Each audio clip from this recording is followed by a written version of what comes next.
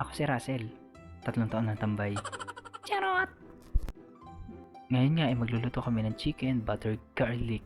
Ito ang kakainin namin ngayon tanghalian. At syempre, bago ang lahat, bumili muna tayo ng ating panlahok sa ating manok. Ito, bumili ako ng Sprite at harina. Dito lamang yan malapit sa aming bahay.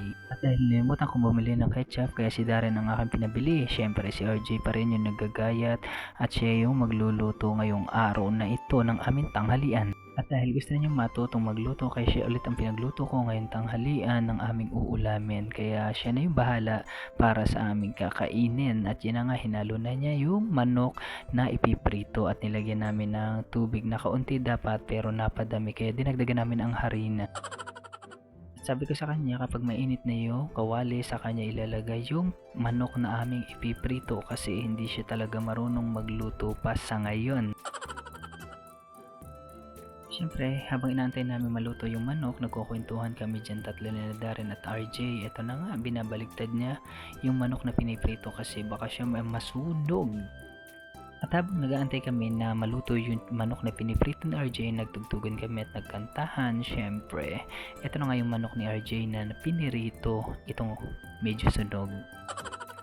Siyempre, hindi pa dyan natatapos ang pagluluto dahil pinaggayat ko siya ng sibuyas at bawang para sa pagigisa nung sauce ng aming manok.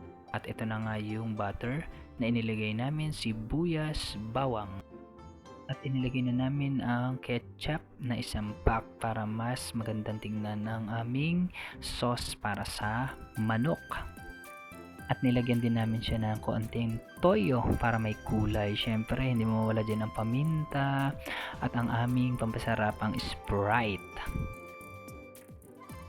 At dahil napadami ang sabaw ng aming sauce, kaya pinalagyan ko siya ng konting harinang tinunaw. At syempre, ito na yung manok at inilagay namin para manuot yung lasa sa loob.